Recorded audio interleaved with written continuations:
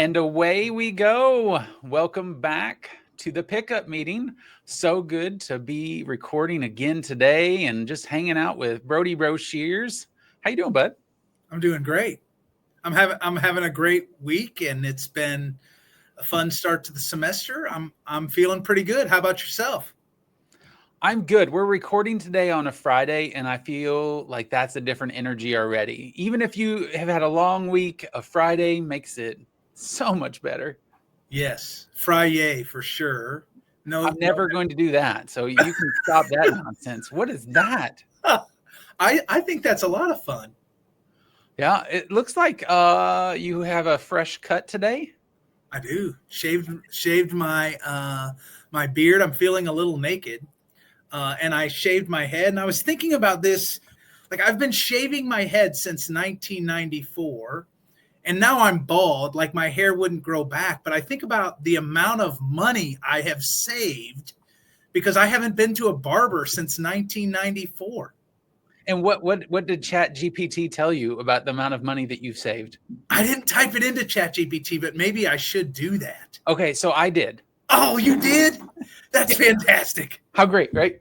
And so there's an estimated amount, right? It just depends on the varying costs, and then it depends on how well you would tip. And I thought to myself, in 1990, I don't know that he would have tipped super well. Now I think he might. I don't know, right? Maybe you've been a great tipper your entire life. I'm not certain. But I'm a generous tipper. I think it's important to tip well. It's some range of money, it says, between nearly $7,000 and $12,000. Wow. I know. Maybe that's funded the first half of my record binging post-COVID. This is a good conversation for you to bring up when anytime you're spending money on records. Absolutely. I do think that that's a great idea. But I've saved this much money on haircuts, so I can buy this hit album that I want for my collection. That's right. That I don't need at all. That you don't need at all. We were talking about this the other day. Soccer season started, and Wrexham, they're in the championship. They are in the championship, and there's going to be so many people that think that means that they're in the final game. Yes. And I probably used to be one of those people that thought they were in the final game, but no, championship is a league. And it's not the highest league. It's the second highest league, right? Because the highest league is the Premier League. Yeah, this is all new to me. I don't understand it. I had to call you the other day because they went to penalty kicks. Or nope, they went to a shootout. Yeah, one of those terms is right. We'll figure that out later. They went to one of those and ended up winning, and I didn't understand why that was occurring. So I know so little, and so these are the people that everyone is like, oh, you're a Wrexham fan, but only because of this show. Yes, that's true. I was influenced in that way. What do you want from me? Yeah, the show is great. Kevin's a new soccer fan or football fan, if you want to be correct, right? That's no problem. We welcome new football fans and soccer fans to the fold all the time. And if This Is Wrexham brought you there, I'm happy because it makes our phone conversations even better. If you haven't watched the Wrexham television show that was started on FX with Rob Mack and Ryan Reynolds, they bought the oldest football team or the oldest soccer team in Wales, and they've moved up the ranks in leagues through promotion, which I know is something that American sports fans don't really understand.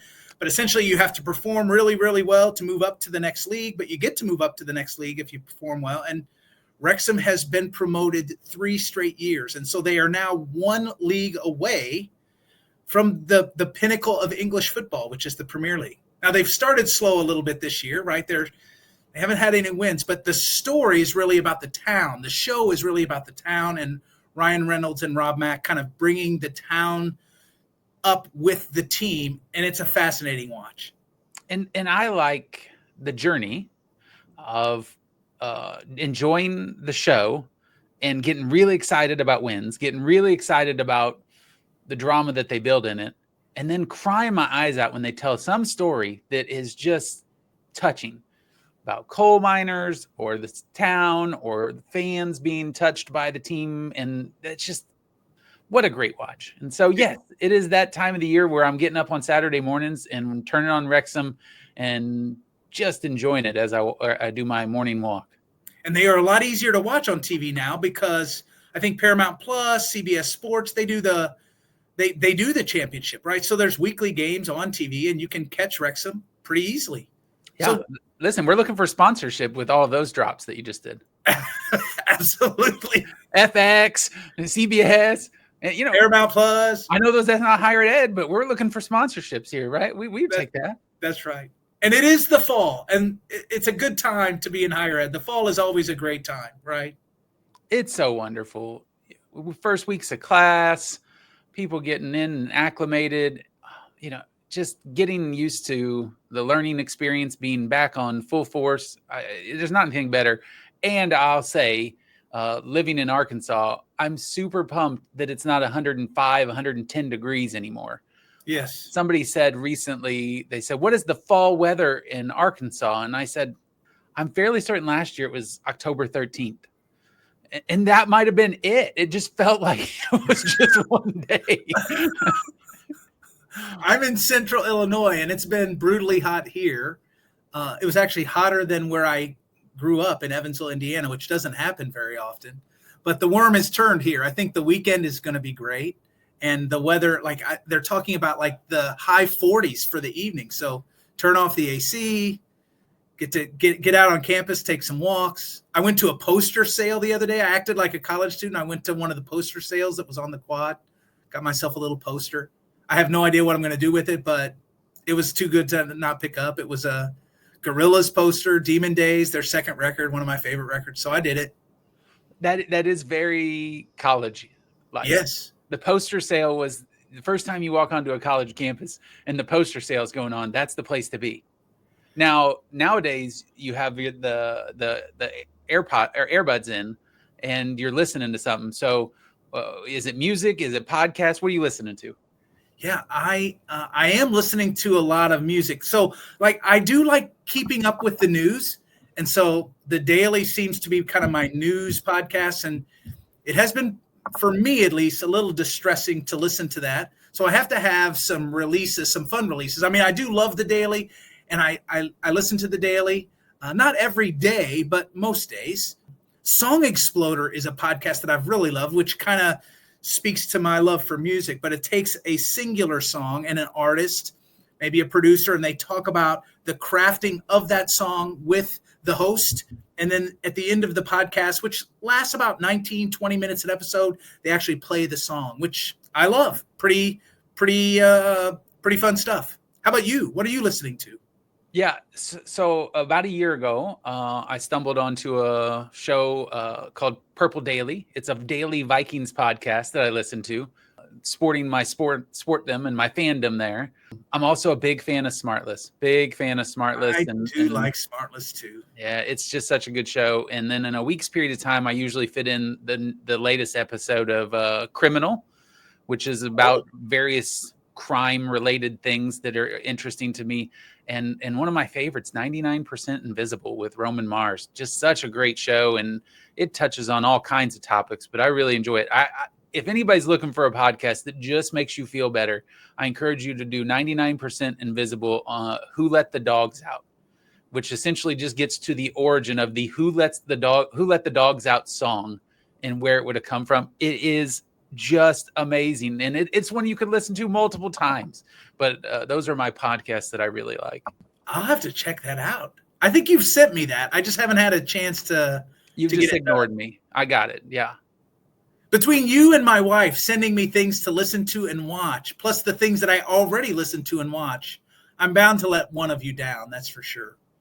Well, I think it's time for us to listen to someone else other than us. And so It's probably a good time to bring on our guest this week. We're joined today by Dr. Ben Gross. He's department chair of the College of Pharmacy at Lipscomb, where he also leads residency programs and assessment efforts. And maybe I got some of that right. Did I get all of it right, Ben Gross? Welcome to the show. Yeah, some stuff. Yeah, I feel like you guys, there's additional titles that are added to your name. Maybe not a pay increase, but definitely additional titles. But I think you got most of it. Yeah. I think the audience might be familiar with other duties added on without additional pay. That's for sure. Yeah, it's not part of the contract, but it's always in there. Read the fine print. Right. And our titles have evolved to a point where they're just so general because we don't want business cards to be that long. So let's get started here. We're going to self-disclose from the beginning here. We need to. This is really important. This is important. In our previous shows, Brody and I knew both the guests. In this one, Brody doesn't know Ben, but I've known Ben for 25 years. And so Ben and I went to college together. We grew up a little bit in some of career-related things. We're fraternity brothers from Murray State University. Let's go ahead and claim the racer pride there. But this is going to be interesting to see how this works. There's a little nervousness of, will the banter still be as great? And I said, this is really a perfect pickup meeting, because most of the time you're going to coffee and you're like, oh, hey, Brody, you know Ben? Ben, do you know Brody? And then that's how connections get to happen on campuses and the things we do. So this is going to be fun. Yeah, I'm a little nervous because I already kind of poked fun at him prior to being on screen. So now I feel like the on-air banter is going to be aimed in my direction. Yeah, he's coming at you. Ben, why don't you get us started and just tell us a little bit, because we think that a lot of folks that are listening are probably in the advising and student success realm. And so you operate in that in a different way, but you are at Lipscomb University and you started in a faculty role, you direct programs, you work with teams. How do you think that how do you think your early responsibilities prepare you for your broader leadership? And what's that journey really been like for you? Well, I think as most of the faculties at Lipscomb here at the College of Pharmacy are pharmacists in general. So if you think about a pharmacist, they're often leading patients in a number of ways. So I think I kind of take some of those skill sets that I learned very early on and kind of develop those leadership skills and how I lead patients to have better healthcare, take their medications, and all those types of things. But I think I always think about what led me to be in a leadership role, and it's more about kind of looking at people that I've seen prior, mentors, role models, and kind of emulating some of the things they did right and some of the things they did wrong, and kind of making those things into who I thought I should be a leader. And I'll be honest with you, the one thing advice I always give people who are starting any position like this or any type of leadership role is you don't know everything. If you have that mentality that you don't know everything, but you have the ability to know where to find that information, that's the best. I don't go into any situation and say, I'm not the smartest person in the room, but I'm going to learn and gain and develop because I'd like to be that person that people rely on when I'm thrust in opportunities to lead. I told Brody when we were having you, discussing you as a guest and going to have you on, that I said, you're going to be really excited about having Ben. As far as a leader, I think he's probably one of the strongest leaders I've ever met in my life. Mm-hmm. And Brody says, well, what does he do really well? What's like really those strengths? And I can list a whole host of things that are there, but I think you touched on a little bit when you're talking about being a leader and growing and picking things up from people. What are those things that you feel like you've picked up along the way that have really transformed who you are as a leader? I think the biggest thing in that I have kind of picked up is being, and I've read tons of books about this, but you have to be a little bit vulnerable as a leader. You have to have the ability for your people that you're leading to connect with you in a very kind of personal way, so that they feel comfortable. I think Kevin and I, the thing that I pretty much feel like I've done really well is I am someone that people want to come when they are struggling or in trouble, whatever that is. That's from patients to students to faculty members. People rely on that. And that's something I picked up from my mentors, of being someone that was approachable, someone who is in the trenches. I always feel like as a leader, I'm willing to do the things that I'm asking someone else to do as well. And I've shown that throughout my career. Those are things I picked up from people that I worked for and worked under, but just the ability to be approachable as a leader and feel in a comfort, almost a safe place for people to go. I think that's been something I've always picked up and tried to be that kind of leader for the people that work with me and that I've worked with too. Even people that lead me, they sometimes come to me and confide in things me too. Like that's kind of kind of both ways, right? So I've always had that kind of and I've had that since I was very, very young. I always tell the story to my students. I'm in the line when I was 16 at a Subway, and the guy starts ordering me. I start ordering my food. They start putting things together. And by the way, I'm putting this Subway in so they could be one of your advertisers too. So Subway, eat fresh. All right. So Subway. So I remember, and this was like very early on, I'm ordering this food. And by the time I start and to the end, this guy has told me his entire life story and interjected. And at the very end says, I'm so glad I talked to you today. I think that's something I picked up like early on. I was like, okay, maybe there's something about me that allows opportunity for people to feel like, hey, if the world's kind of coming around, like, where can we go? Where's the place we know that, okay, if Ben Gross is there, maybe things won't be so bad. And but anyway, but once again, Subway, the best. They should do advertising for you guys. So Ben, I'm reading your job title, Department Chair of the College of Pharmacy at Lipscomb, where you also lead residency programs and assessment efforts. And you've talked a little bit about not knowing everything and kind of the importance of being vulnerable. And I'm looking at your Vita, and I see you've also earned an MBA. Like, what's the rationale behind your pursuit of that, given the role that you have, and how has it influenced the way that you lead?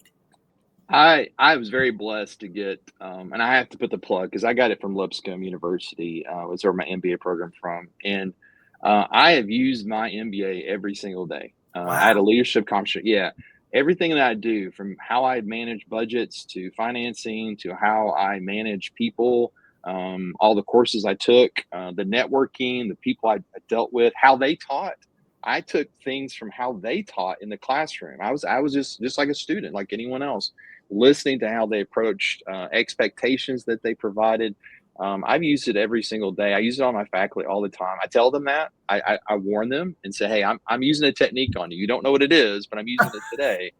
The one thing about anything about leading is also, you got to be able to feel like you're not, you haven't learned everything yet. And so I go and pursue other degrees, other credentials, go to conferences so I continue to learn and grow. And so the MBA was really an opportunity for me because I'm a scientist.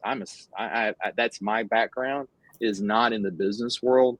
And so I took a big leap, I thought, to actually go get an MBA and get into that world. And I really enjoyed the experiences, but the leadership concentration was outstanding. I had some very, very good faculty members that taught us about how to really manage people, how to connect with people, how to lead a team, like sitting down and like, oh my gosh, how's a team develop? How do you actually function as a team? Those are key things that I have taken on as becoming department chair.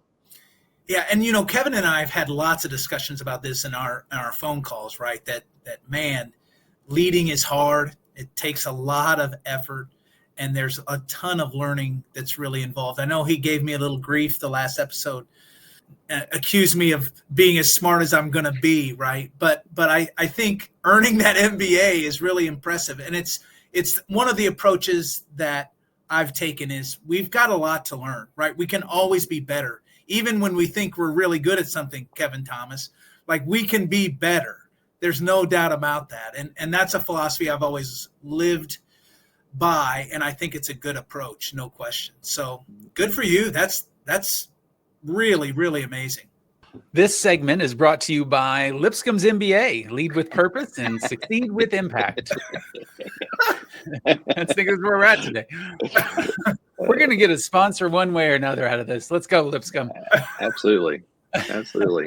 One of the things that I think about quite a bit is just measuring success of programs and what those outcomes look like. And I think that's relatable to folks that are in our listening audience, no matter what program they're doing. So when you're measuring success of your programs, what are those key outcomes or indicators that you focus on or that you think matter the most? I think we rely a lot on student evaluations of our program. I think that's a clear way to say, at the end of all this, they have the opportunity to and it's required survey to look at that question of, if I would have started my career again in pharmacy, would I have chose Lipscomb as that option? And that's still a benchmark to where we see a significant majority of our students either say strongly agree that they picked the right place. And I still think that's important from outcomes of our program, because the students are like, without the students, I'm not in this position, right? So we can clearly need to understand that. And so what is the feedback coming in? You're not going to win everyone over. There will be students who go through your program, get through done, and say, this is the worst place in the world I've ever been.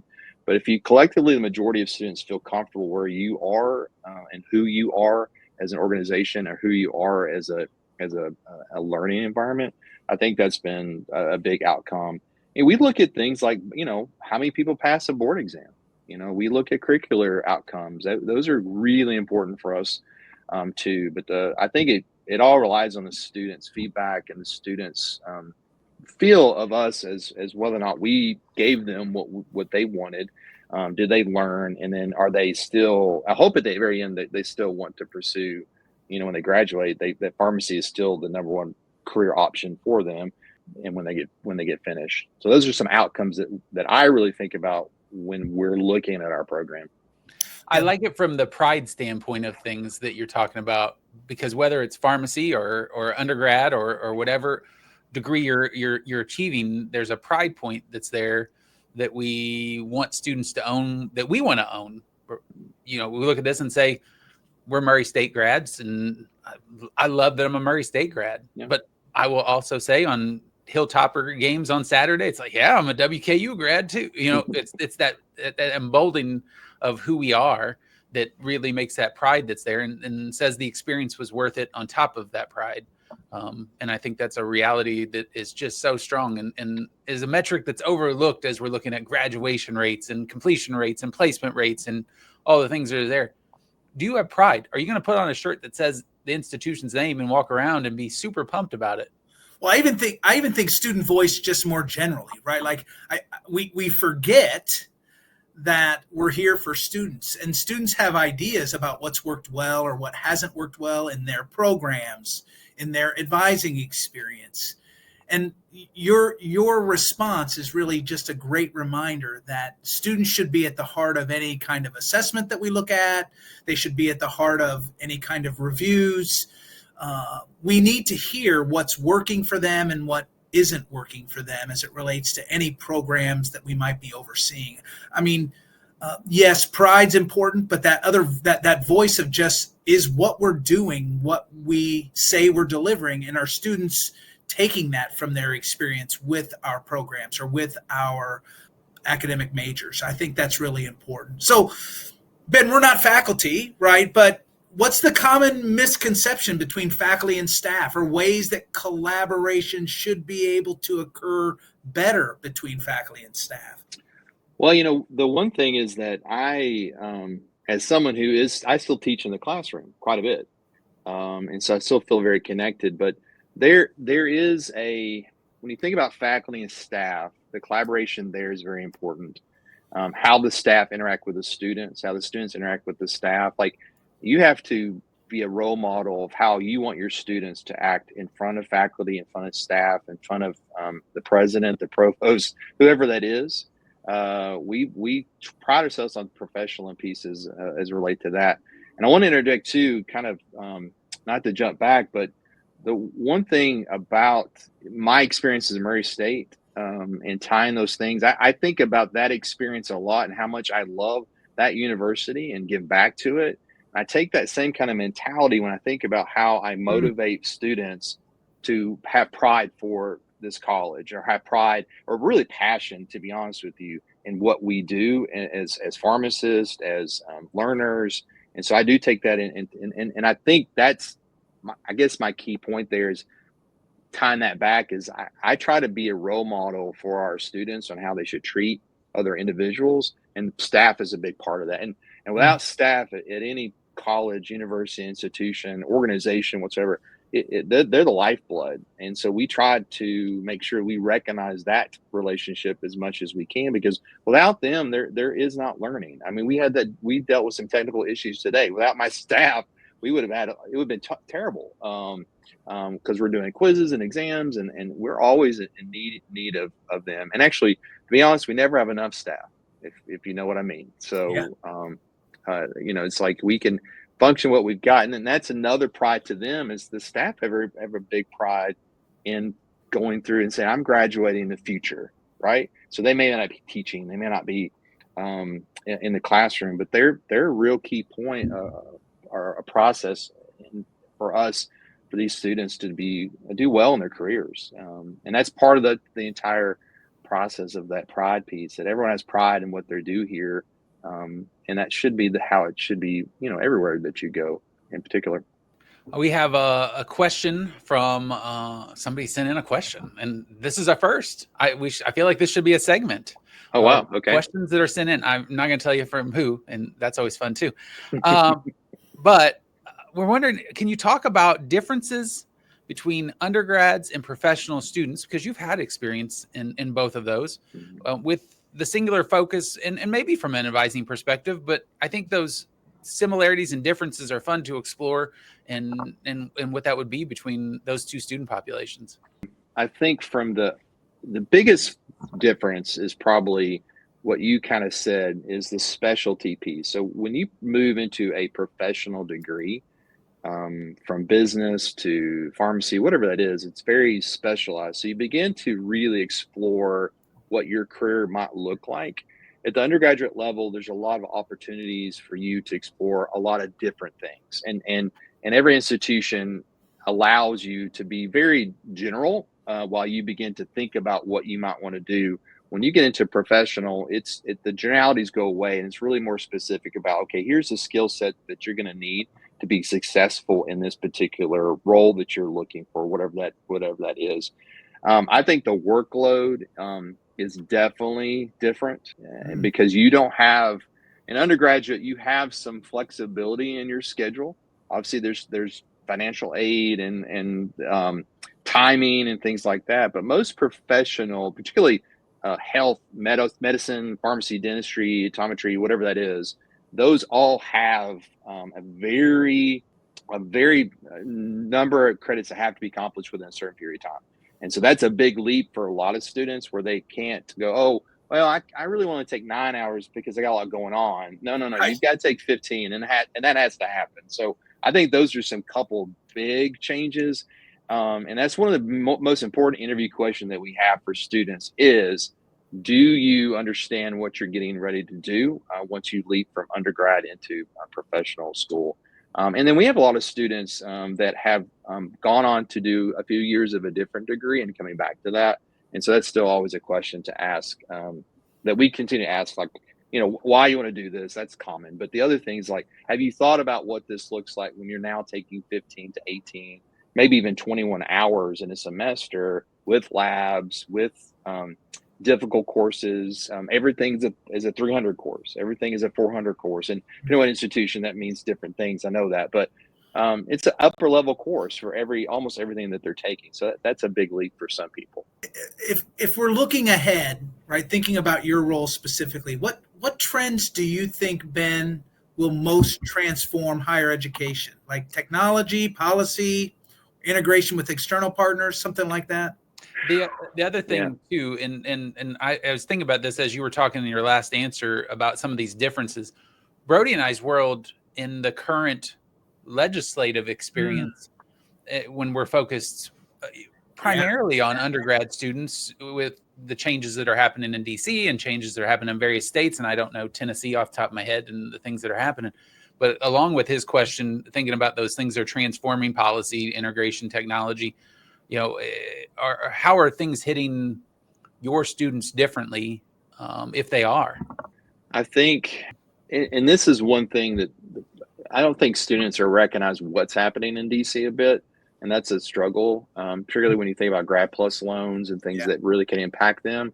It's kind of outside of mind. It's like, it's not impacting me just yet. But that's, I think AI is you talk about technology, but that is the game changer. And I think that our students are embracing that and utilizing that as a resource. And so we have to, that's the biggest thing that we are adapting to is learning about AI. We have a master's program in artificial intelligence here at the university now. there's just a lot of things that we're exploring. We use Boodlebox. I mean, there's just things that we've determined that, hey, instead of kind of waiting for the students to kind of tell us what they're doing, we're going to kind of be the leader and kind of helping them understand how to use this technology in a way that's more functional. But policy things, I just think things, just how students can fund education is a big piece, a big concern among us. And because, the professional schools are, from my perspective, they're not inexpensive opportunities, great careers, great financial resources when you graduate, but you got to get to that point. I think that's a big piece. But I definitely think the artificial intelligence, the AI, the technology are big things that we're looking into at this university, at the college, that we're prepared for that. So we can help our students, because they're that's going to be the embrace. They're going to be doing that. In 3 to 4 years, that's how pharmacy is going to change, how healthcare is going to change, how you interact with the pharmacist is going to change over the next 3 to 5 years. Absolutely. I think for the positive. I think for a better. I'm always for more technology, more knowledge. I think that's what we try to explore with our students.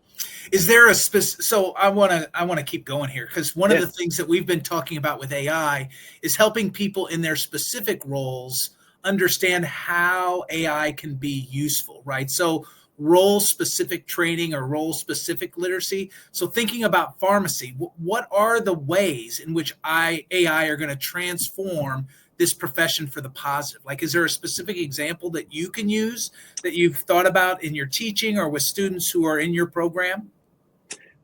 We've used like bots to kind of help people understand the material. That's stuff that's out there that we're looking into, ways for resources for students to be able to understand in a different way, so that we are not leaving the classroom, but we're adding all this information outside of that to support. And also too, that what I find to be more functional, but is always a struggle, is students need to critically think. And so that critical thinking, if you read a lot about critical thinking, has a lot to do with the fact that a lot of students don't read. They get information from some smart technology, a quick Twitter, not X, I've just aged myself by that. But I think we're all very similar age here. So they're getting information, and they don't use Twitter and X, they use other stuff. I get that, but they get their resources, but it's limited in that.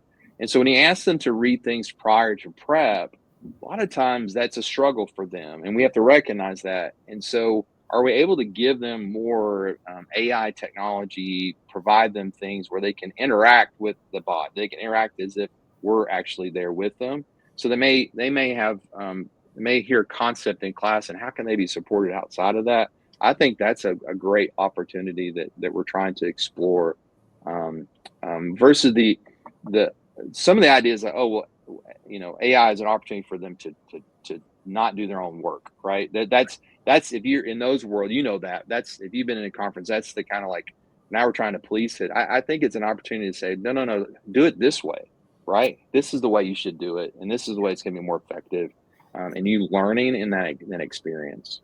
Yeah, I think it's a good reminder to think about that historically too, right? When the internet came 30 years ago, I know, because the only thing I really heard with your response is that we're all the same age here, and I'm clearly 10 years older than both of you, which is awesome. So I appreciate that, Ben. Absolutely. But I remember when the internet got going, right? Like, I was actually working. I know you two were in high school, but I was working in higher ed. And I remember people were really afraid, right? They were really afraid. And I don't think fear is the response to AI at all. We do have to embrace it. And I'm glad to hear professions like pharmacy and programs like yours really trying to lead in that space. It is really important. That's an excellent point, Grandpa. That's an excellent point.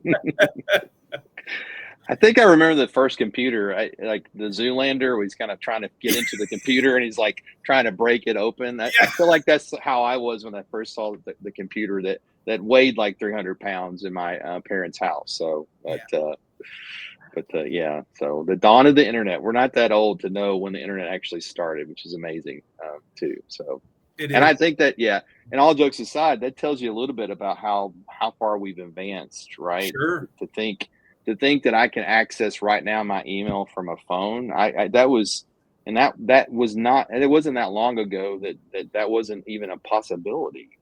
So I think embracing this is the way to go. I think it is. It's a competitive advantage. If you want to think back to the business side of things and what makes your program different, what makes your business, your institution, your higher education learning, how do you have a competitive edge? And that's the one thing, isn't it, to embrace things versus to wait for someone else to do it. So there's all across the board.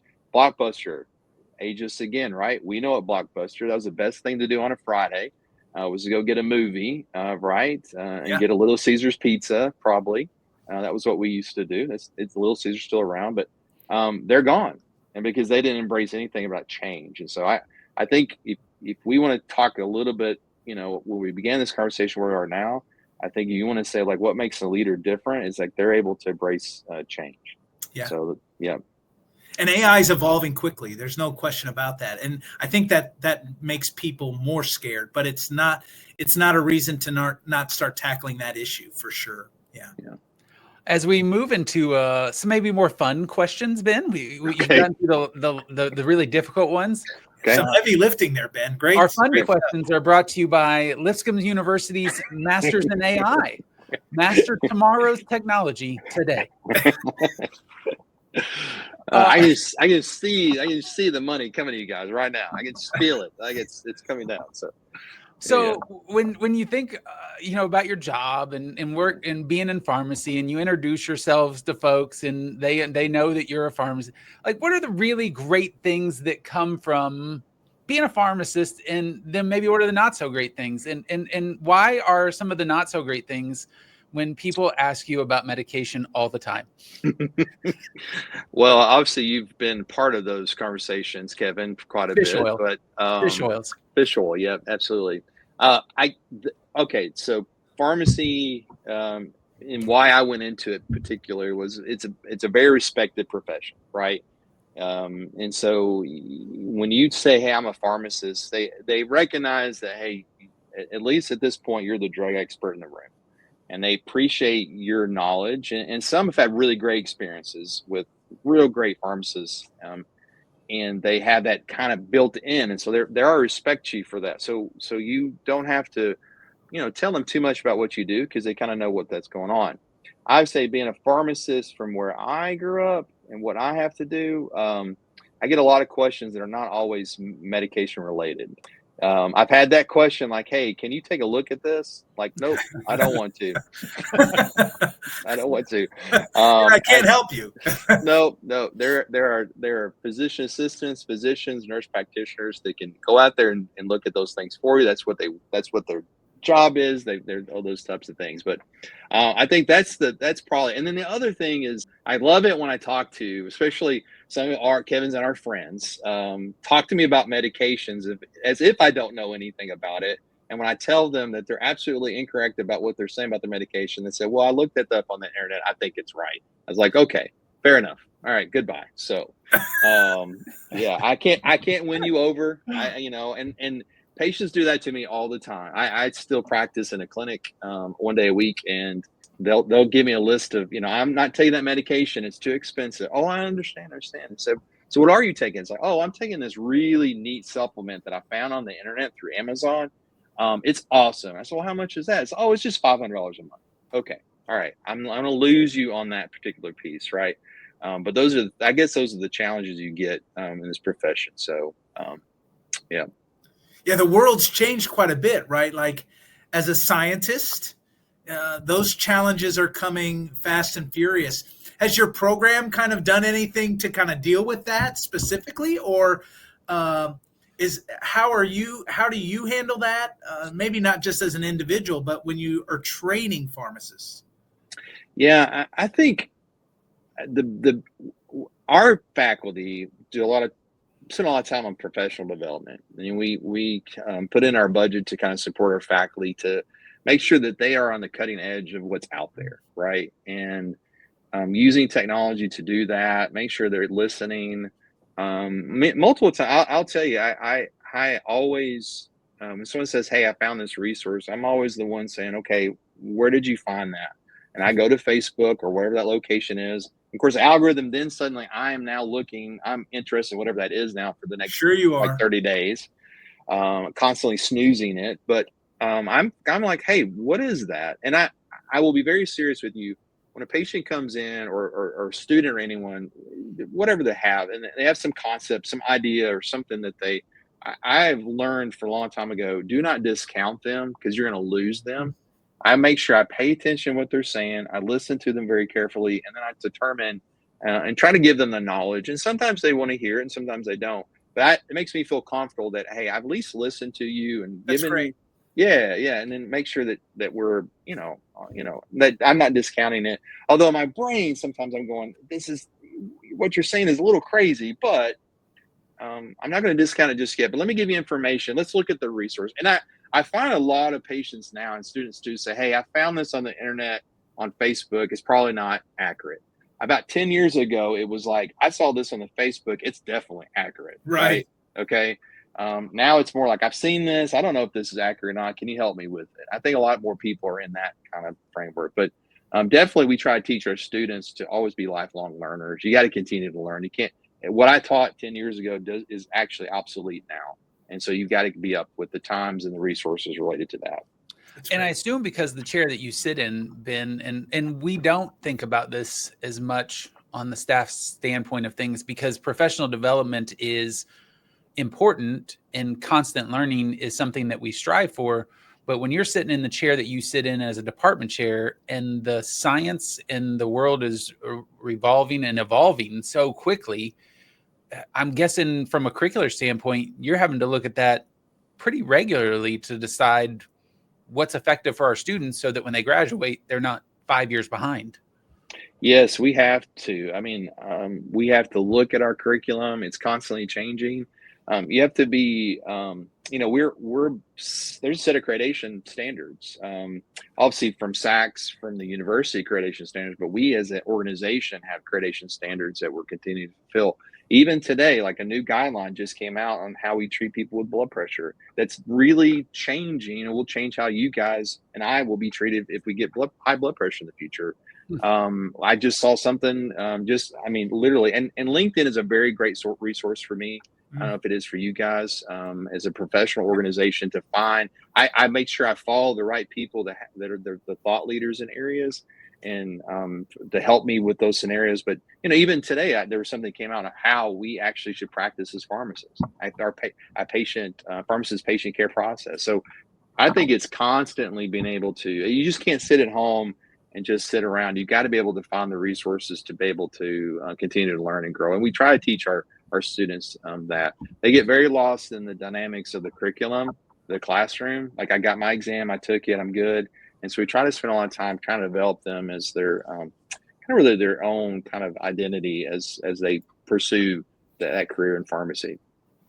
Ben, we promised fun, and then we asked a couple more serious questions. I know. I'm like, all right, let's. But I think it is time, and that's my fault, right? Like I kind of jumped right back in there, but no, you're good. You're good. It's time for the lightning round, which I do think is going to be more fun. So let's get going. Okay, I'm going to start us off.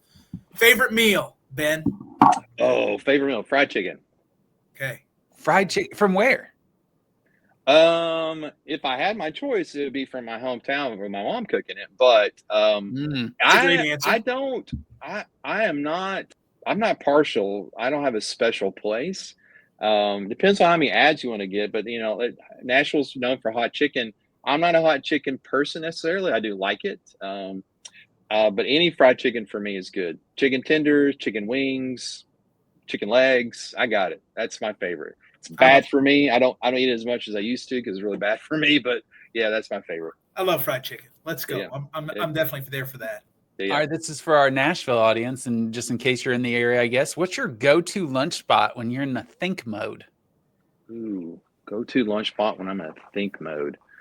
That's a great question. That's a tough question. I don't want to pause and make your podcast be delayed. I'm trying to think of the places. mean, there's a great barbecue place down the road from me, and it's a great place. And there's no one in there that's like looking to talk to me about anything. If I go to some places, especially if I go to where I see patients. Oftentimes I go to lunch. There's a patient in that area. So, hey, what's going on, Dr. Gross? What are you doing? But I love places that provide. But yeah, I think there's a great barbecue place, and I think that's a go-to place. It's comfort food, and I just kind of sit there by myself, kind of relax and thinking through, like, okay, what kind of things I want to accomplish for the week. Those are good places. We need to know the name of that place. Well, there's Martin's Barbecue, Edley's Barbecue. There's some good places. Now I went to school in Memphis. So there's all kinds of Memphis places. Those are good places too. So, but some of them have come up here, like Corky, Central Barbecue, all those kind of places. Barbecue's great. Love that. Yeah.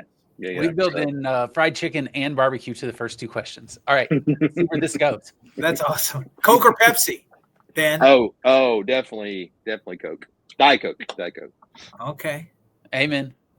That's a great one. Sorry, I got lost in the fact that Diet Coke's my love language. I'm a Mountain Dew Zero guy. I know. Do the do. Like, come on. Diet Coke. And I prefer Coke Zero to Diet Coke too. Oh. I mean, I can spend an entire hour talking about the differences in the Coke products, but Coke Zero for me is a backup. So now I have been to a restaurant when they say, "Hey, I like a Diet Coke." They say, "We only have Pepsi products." I said, "Okay, I'll have unsweet tea," or I've said, "I'm leaving," or I drink a glass of water. I've done that plenty of times. They're like, "You don't want Diet Pepsi," but Pepsi Zero is like probably an option. It's good. Or a Diet Dr. Pepper. So, yeah. I'm not really a snob. I mean, I have preferences, but I'll drink any diet drink or any zero drink, I think, that's carbonated. That tells me a lot about you right there. Right. And it's amazing that we're friends. Hashtag never Pepsi. Okay, Ben, if you could switch from being a Cowboys fan to any other team, what would it be? This is very much in our topics we've had. Well, I'm not going to do the Titans because I'm in Nashville. That doesn't equate to me. Although I like purple, I don't know about a Vikings fan. I don't know if I can make that transition. I'd love to say the LA Rams because I know that would make your blood boil a bit, but I'm not going to do that. I'm definitely on the bandwagon of a Chiefs fan, I guess. If I had to choose a different, and it's very bandwagon because they're very popular right now. But I do like Kansas City, that area. So yeah, maybe yeah. That's very much a bandwagon answer. Outside of that, maybe the Bills. Oh, and I've been to. We cannot be friends. we cannot be friends, Ben. Like I was gonna suggest, right? If you're getting rid of one disappointment, you should just join the other most disappointing team in the NFL, and that's the Miami Dolphins, the team that I love. But Dallas is probably right in the same wavelength of disappointing NFL teams in the last 25 years, but not more disappointing than the Dolphins. I think the Cowboys have at least won a playoff game in the last 25 years. But not very many. Yes, it's been a very long history of disappointment. So, and it's just going to continue. So, yeah. We're not as it's not. Yes, it is plenty disappointing. But you know what I say? At least we're not like Kevin Thomas, and we just start picking winning teams each year that we're going to follow. Like, and he says, I did all this research to make the Vikings my favorite team. Like, come on. I want to believe him as his friend. Right. And I trust him on that. He did the research. I get it. But I'm a skeptic too. I have to say that. Just I'm being vulnerable here and saying that I'm unsure of his selection. So this is ridiculous. All right, we're moving on. Okay. I don't even know what to do with that one. What's the last book, professional or fun, that you couldn't put down? Okay. I'm a big Jack Reacher character. So as far as like a book that just I can like breathe right through, I'm reading Gone Tomorrow right now and I can't put it down. So I'm reading that at night. That's a really good one. And then the book I loved it's I'm a history guy, and a lot of people don't love these books. I did read Alexander Hamilton, which is the basis, really kind of the basis of the musical, the play, right? Yeah. But it's like 800 pages. So I'm reading the same author. I'm reading his George Washington, and it's just a book that you have to read. Like, you have to really think to read through it. And so those are some of the books that I read. So, and then I'll just be honest with you. I read Make Your Bed. I don't know if you've read. It's like 100-page, real quick book. Talking about tenets. If you ever the admiral that did his speech, his graduation speech, talked about the top 10 things, and one of them is like make your bed. And I tell like the students all the time, it's like if you make your bed in the morning, and a lot of people don't. Some people are like, well, I'm going to sleep in when I get home, so why did I even make it? But no matter what you're doing, it's not really his tenet, but this is kind of how I got from it. But make your bed. If you come home and you've had a disastrous day, it's a Tuesday from I don't know what, right? And you come home and your bed's at least made, at least you've accomplished something from that. So I teach my kids to do that. We do the same. So when I come home, no matter what, I've got a bed that's made. So I can fall into it and debulk or whatever I need to. But those are the books I've read here recently. Yeah. So. Early professional mentor that you stay in touch with, Ben. Oh yeah. I had dinner with him a couple nights ago. So my residency program director, my faculty member from UT, University of Tennessee College of Pharmacy, that's an early mentor for me. And then we have a person, Mike Young, I'd stay in touch with, who's our advisor. Great connection there. That still someone I could reach out to and talk to. And it's someone I'll be honest, it's someone I hope that I continue to be for other people. If I had to pick a person that, hey, I wish I could be that person, he's one of those individuals. Both those are great people, have been great mentors to me and taught me how to be a mentor as well. That's great. Beach, lake, or mountain? I'm not a beach guy. This skin doesn't do well with sun. So I'm not a real beach guy. I think I'm mountains. I like mountains. Not necessarily to hike, but to drive my car and then be in a cabin and actually look out at really pretty scenery. I think that's probably it. So, but it did, that's a tough question because it depends. It depends on. So my family loves the beach and my family loves the lake. So I love where they want to be. So I guess that's the question. Yeah. But if I'm by myself, I'm very much in the mountains. Yeah. Yeah. So. Yeah. To me, it depends on which kid I'm with, right? Like my youngest loves the beach. My oldest would prefer the mountains. So. Okay. Yeah. And both of them are terrified of lakes. So we not the lakes. That off the list. Yeah. Okay. Ben, your current hyperfixation. Hyperfixation. Wow. I know. This is the question, Brody. We got one in that the person just was hit with. All right. So, okay. So I've been doing some, DI projects at home. So do it yourself stuff. I've been fixated on a wall that I have probably screwed up, and I have been like meticulously trying to make it perfect again. Wow. And my wife says you still haven't got it yet. And like, so I'm hyper fixated on that. I go in there it's a bathroom. It's only ours. It's like a single toilet bathroom in our bedroom that no one else sees but her and I, but we are both fixated. Like it has to be perfect. And so it was a contractor job. And then something happened and I've been fixing it for weeks and weeks and weeks. It's not perfect yet. I have done everything. I'm hyper fixated on it. It drives me crazy. So, but I get the last speed round question. And so it has to be short. It has to be quick. Okay. Best Kevin Thomas story you can share on this show. Oh God. Oh Ben, my gosh. Ben, the next time we're going to Tennessee together, I owe you lunch. Don't forget that. I owe you lunch, Ben. I've got lots of stories on Kevin. I'm going to say this is not what you want. Okay. Cause you're wanting something that's embarrassing things. I'm just going to say some of the best moments is us driving to our kind of annual kind of guys trip. And we go through the top 5 list, which is one of my favorite things to do with Kevin. So I if you ever meet with Kevin, give him a top 5, like top 5 best hamburgers, top 5 best fast foods, top 5 best by the way, top 5 best college football programs that you would be a fan of if you were not a fan of the other college teams, right? So that's that question you gave me about the question about, what if you weren't a Cowboys, that's definitely that's all you, Kevin. I definitely know that's a question that we will probably have again. Like, hey, let's talk about this again. So I still like that. We've included some other friends in this, but it's still one of my top 5 things to do, because a lot of times sometimes I want to do a reaction, and this is very, very long, so I'm going to stop with this. But I sometimes want to say things to get him to have the reaction of like, oh, what are you talking about? That's not even close to what I would put in my top 5 list. If I've done that, I have accomplished my goal to say, oh, okay, why would you dare pick the Buffalo Bills, right? Yes. Okay, that's how that Why, works. man? Why would you do that?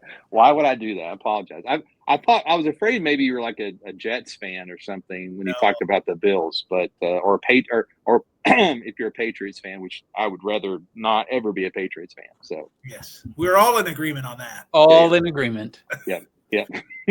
Ben, thank you so much for being with us today. It's been a pleasure to have you, and thank you. It's been great learning from your experience and just hearing about your journey a little bit more. Well, I appreciate you guys letting me have that opportunity and to come on and not do too well. Too winded on it, but I appreciate you guys. This has been fun. My first podcast, guys. I was. Oh, that's fun. Yeah. So, absolutely, my first podcast. Yeah, absolutely. So it's been fun. Thanks so much, Ben. Okay. Great to meet you. All right. Great meeting you too. Absolutely. Oh, Kevin, I can see why you guys are such good friends. How fantastic, right? He's amazing, just like you. Listen, I think Ben Gross is next level. It's just in his approach and his demeanor and just all the things. We didn't even talk about the fact that I think he's been in like 45 weddings because everybody loves Ben Gross. Ben Gross is just great.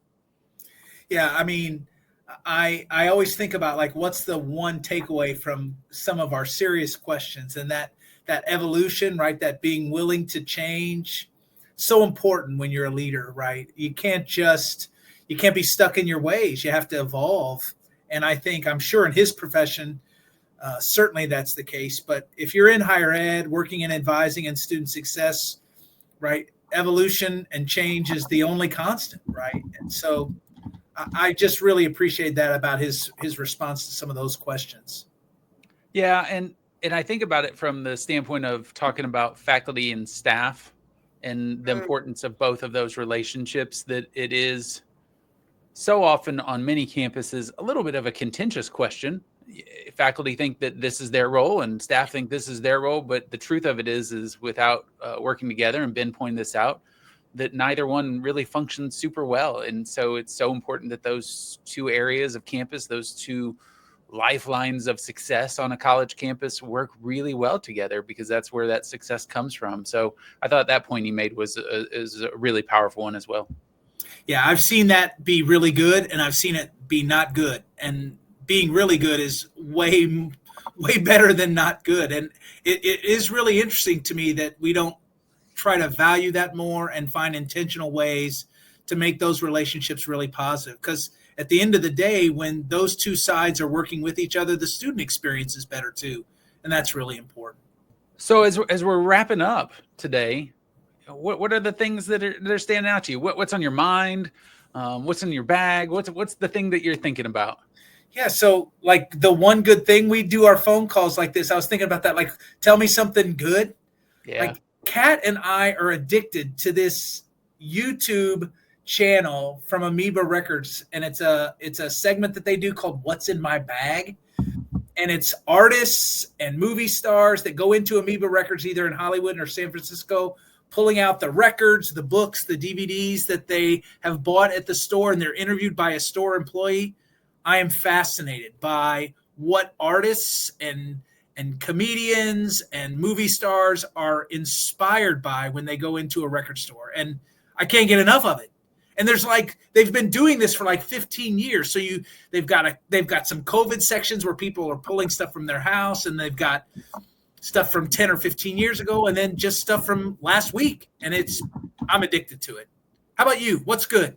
Well, kind of following up yours, and if you haven't checked it out, there's a show on Netflix that's similar to that, talking about guests with guitars. Norman's rare guitars. I don't know if you've watched that one, but it's pretty great too.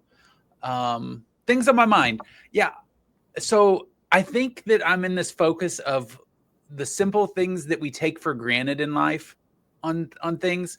And it hit me. We came back from the lake a couple of weeks ago and our fridge was dead. Oh, that's terrible. Awful. And so it just hit me with this.